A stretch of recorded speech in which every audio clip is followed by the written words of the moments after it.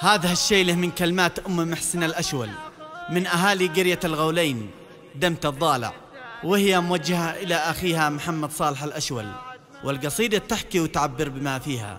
أداء الشاعر أبو رعد الجرادي. يا غبني ثلاث غبون من بطل أخويا الحنون، من نسال دمع العيون ساعة ما لطمني وذام.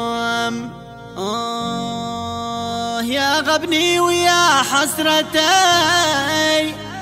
كيف هانت عليه عشرتي، ذي كنت احسبه دنيتي ظنيته جبل حيد صام. باسمك يا إلهي بدايت بالشكوى إليك اشتكيت، يا من فوق عرش اعتليت ووكلتك على من ظلام. يا رب السماء يا قدير قلبي بالمواجع ضرير، والأحزان فيني كثير إجان الحزن من كل يوم.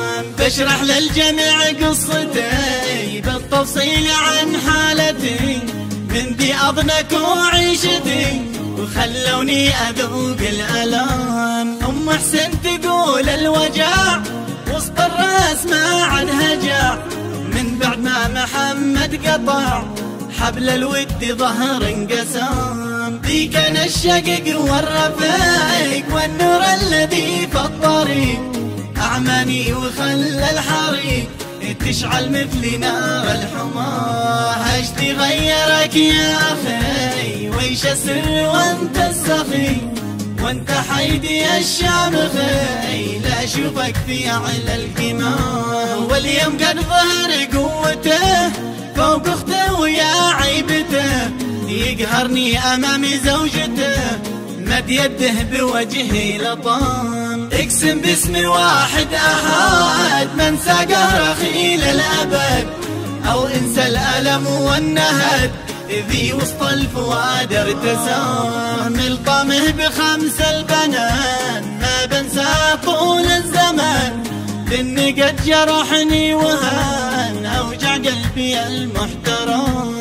يا غبني ثلاثة غبون من بطل أخويا الحنون، من نسال دمع العيون ساعة ما لطمني وذاه. يا غبني ويا حسرتي كيف هانت عليه عشرتي، ذي كنت أحسبه دنيتي ظنيته جبل حيد صام. أخفيت البكاء داخلي والنرف الكبد تشعلي، والأحزان تقلي قلي ولساني أصابه عجم.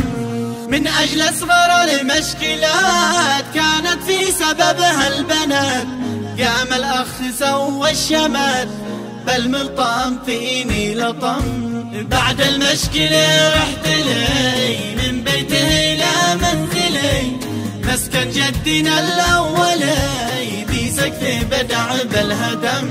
دار الوالدين القديم ذي بسعد ساكن مقيم، رحب بي وقلبه رحيم قابلني وفيها الكرم. وعبد اخي رجال جاي يا ليت علاجه يفيد، وانا بيع دم الوريد لكن قد الهي حكام. واولادي ثلاثة رجال هم لي دايما راس مال، فخريهم ونعم العيال شوفتهم فرج كل هم. محسن مثلي كنز الذهب أفخر فيه بين العرب، لا شفته تروح الكرب عن قلبي مع كل غم. عد موسى شديد الحماس معدن ماصي دايم أساس، لا شفته ذهب كل ياس ونور البصر في الظلم. والثالث هو ابن عمر عندي مثل نور البصر، كنز الأرض مثل القمر نعم مثل كل النعم. يا دهر البلاء والغوى قلبي والفؤاد اكتوى، ما حصلت حتى دواء يشفي علتي والألام. من صفعة محمد غثيت تمنيت ابد ما حييت، حاولت تنتسي ما نسيت، اقسم باسم ربي قسم. مرت من زماني شهور وشعوري بنفس الشعور، اتنسى كثير الامور واتندمت شد الندم. حتى يوم طلبته غلط قلت وهو يحسب الغلط، اخفى المال وسط الشنط وعدمها علي عدم. ليش تخفي علي الفلوس يا اخي والحياة هي دروس، طمع المال ذل النفوس لو تملك ابوها رزم. وانت كنت يا اخي رحيم في بيتك ودارك كريم، حتى كان قلبك سليم تاريخك في اعلى رقم. اشذي غيرك فالمزاج خاص بعد عقد الزواج، طبعك صار فيه انعواج واللي مالي وضعك سجن. تجرح اختك الغالية فالاولى وفالتالية، يا اخي ذا الحياة فانية والمعروف بقى الحكم. الله قال وصل الرحم طاعة من غنمها غنم، ووعد من قطعها ندم في نار اللظى والحطم. اختمها بذكر النبي طه احمد العربي، ذكره بالصلاة مطلبي خير الانبياء والعلم، ذكره بالصلاة مطلبي خير الانبياء والعلم.